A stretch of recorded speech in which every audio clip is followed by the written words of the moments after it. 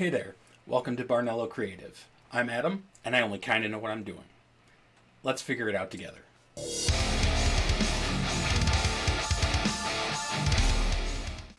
When I run tabletop RPGs, I have a habit of bringing gifts to my players. Sometimes that comes in the form of a custom painted mini or a token or item that represents something personal to their character. Other times, it's something universally applicable that makes the gaming experience more fun and immersive. Today, I'd like to share with you a simple and quick craft that you can make for yourself or for your party. It works in any setting and it's customizable to your personal style. It could be a crucial attack roll or a death saving throw.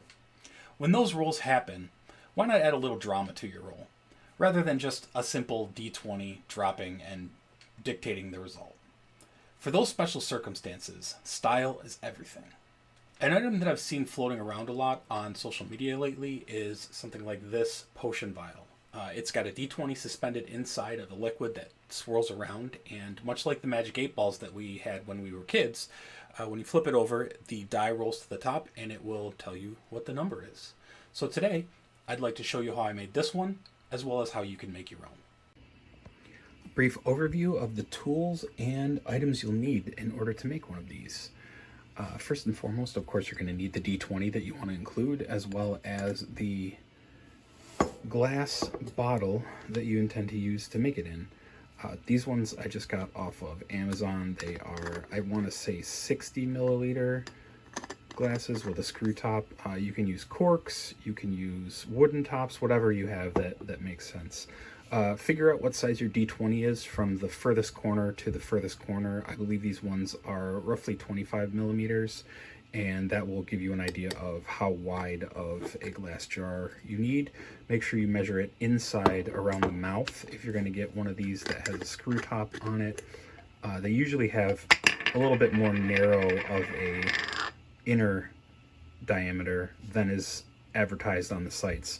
The other thing to look out for is I like to have one that has the least amount of writing on the bottom of them as possible, and preferably a flat or close to flat bottom. That said, it's sometimes hard to tell what they're going to look like on the pictures on Amazon or wherever you're going to get them from. So if you can find them in person, that's even better. Then you get to look and see what the bottoms look like, but that's an important factor.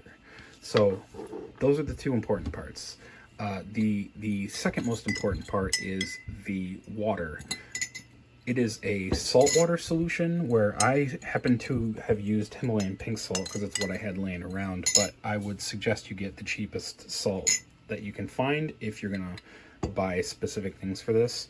When I say that it needs to be super saturated, I mean put as much salt as it will hold and then dump some more in there, because that's what's going to give the buoyancy to your die to make sure that it floats. So you can test it out like I just did. Just drop the d20 that you're going to use in there and make sure it floats to the top. It's going to take a lot of salt to make it enough buoyancy in there to let that resin die rise to the top. Then for the coloration, I use mica powder. You can find this on pretty much any kind of crafting website. A lot of people use it for coloring their resin, for die molding, or any of the kind of resin projects that are out there. It's a good additive for that kind of thing. I found a variety pack. It was like $7 or $8 online for all of these. I can link to that in the description. And I think for this one I'm going to use this silver black color, but there's a variety of all colors of the rainbow that you can use for that. To the same degree, for the wax mold that goes on the top of it, I have these little sealing wax sample colors, as well as a heat source and something to melt them in, and then you pour directly over the top of it to make that wax cover. I also have a stamp. There's a multitude of different styles and images that you can find online to do that, or I guess you could theoretically make your own. You will need some kind of glue or adhesive to attach the burlap thread to the jar, And I also like to seal the jar with hot glue. Theoretically, these tops are supposed to be waterproof, but I don't trust it completely, so I like to run a bead around there just to seal it as well. You'll need the burlap cloth, as I said. The heat source is just for that. You'll also need labels. I just found these on Amazon, but you can find them on pretty much any site, Etsy or what have you. Eventually I do start making my own, or I plan to start making my own, but in the meantime, just for trying this stuff out, I did find some online that looked like apothecary labels that are kind of neat, so we're gonna go with those. And that's really it. I mean, there's a few items to put together, and then you just do the assembly. So we can start by assembling all the internal ingredients. I'm gonna use this little funnel here to put the salt water in. You want to fill it up basically as much as you possibly can. The benefit there is the more you can get into there liquid wise, the less of a bubble is going to be on the bottom when you flip it over, and that is just going to make it a cleaner looking end product. One of the downfalls that I found about this type of cap is that there's a small gap between the edge of the water and the top of the cap, no matter how much you fill it up. So it always creates a bunch of space on the bottom when you flip it over, and it makes it hard to get that really, really full look. The most elegant solution, which is not that elegant, that I found is to just put a bunch of hot glue on the inside of that there, and that gives you some additional pressure to have when you go there. So you can see here that there is an air bubble on the bottom here that makes it so that the thing does not lay flat against the top, so that means you're going to need more liquid. The mica powder does not take up that much space inside of the tube, so you can gauge it before you put the powder in, just how much liquid you're going to need in there, and then if a little bit spills out over the edges when you put the thing together, so be it. Here, that's much better. You still have a little bit of a bubble in there, but it's nowhere near as bad as it was before. So I think once we put the mica powder in there, that should be pretty good. As far as the mica powder goes, a little goes an extremely long way, so you really don't need more than, I think I have a 1/4 teaspoon here as my scoop. You really don't even need that much. I might do, let's say, like 1/2 to 2/3 or so of that mica powder in there, and that should be plenty to color it just as it is. It'll plop right in there, and it will stay separated until you shake it. So you can put the top on a little bit there, tighten her up, and then once you shake it, immediately you start to see the color difference there.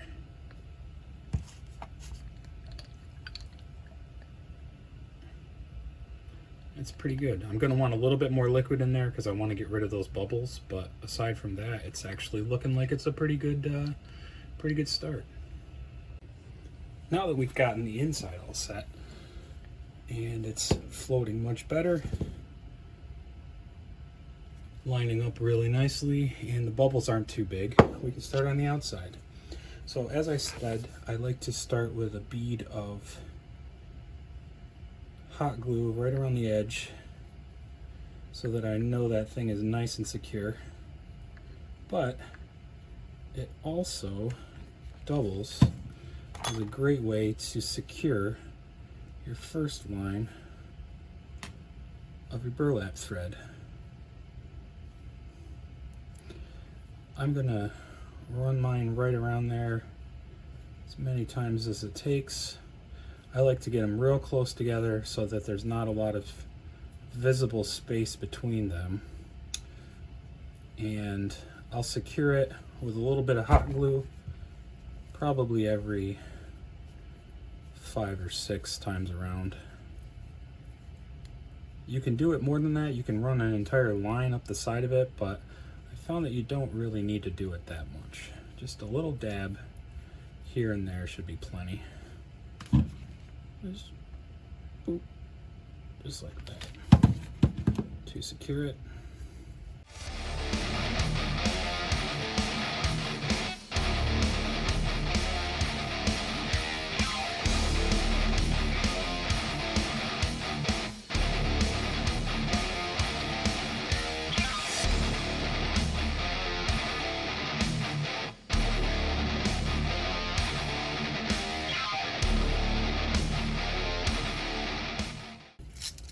this off with a knife, like so, and there you got it. So the good news is it doesn't have to be that clean on the top, because we're going to cover that with our wax. So this is where we select our wax color. I'm going to go ahead and light this. Kids, do this with your parents' permission and their oversight, because flame is involved. Now, I want this one to match what I'm going to use for the sticker. So I think with the silver that we already have in there, I would want like a purple or a blue. I think this time around I'm going to use a purple. So I've got these purple ones here. You can usually do like 4 or so of these at a time for these smaller ones. I also know they make glue gun heatable wax, sealing wax.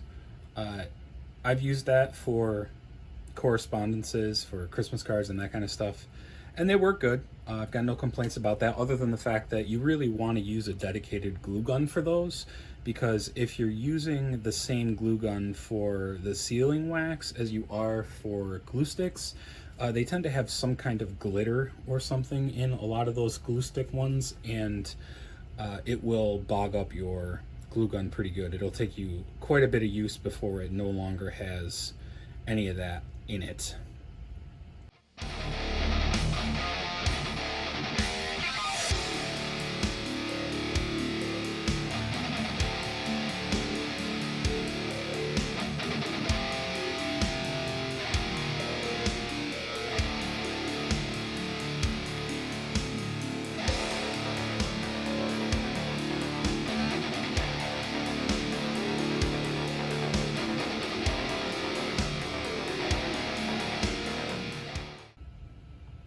So once I've got all this wax on there, and again, this is not in any way, shape, or form the final product, you can sit and wait for basically forever to get this wax melted properly, but I like to use my heat gun, or I suppose in a pinch you could use a hairdryer, but I don't know that it actually would have enough heat on it to do what we want it to. Obviously moving the rest of these out of the way so they don't melt. And I just go to town with the heat gun up to the highest heat setting. We're going to melt all that wax, let it get all out there.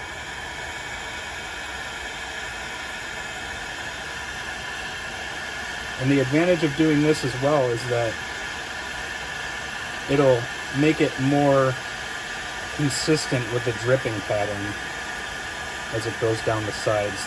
The air from the heat gun will spread the wax out pretty nicely.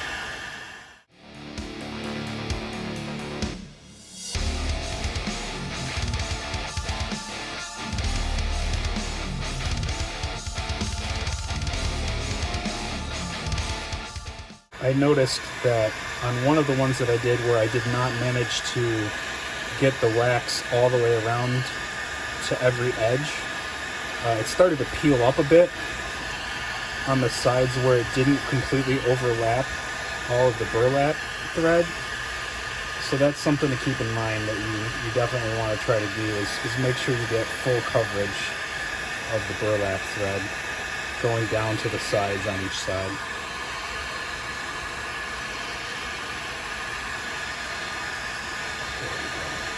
Covering that pretty well. You can see we're starting to drip down now. I think we still have plenty on the top here to make our seal impression look nice. I want to get some more towards that back side.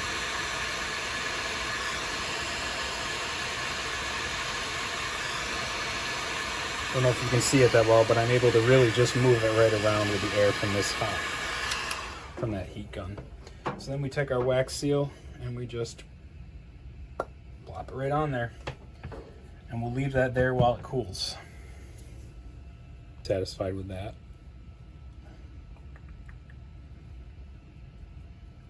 I might trim down this little piece where the thread popped off of there a little bit. The final part is the sticker. So you just peel and stick like you would with any other sticker. This one is pretty close to the same size as the jar itself.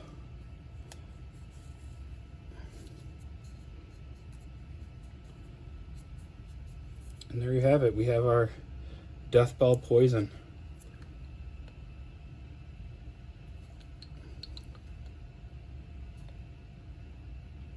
Rolled a natural 1. 2 death saves. And there you have it, folks. Thanks so much for watching, and be sure to hit that like and subscribe button. We're just getting on our feet here, so every single button that you push for us is greatly appreciated. We'll see you next time with another craft at Barnello Creative.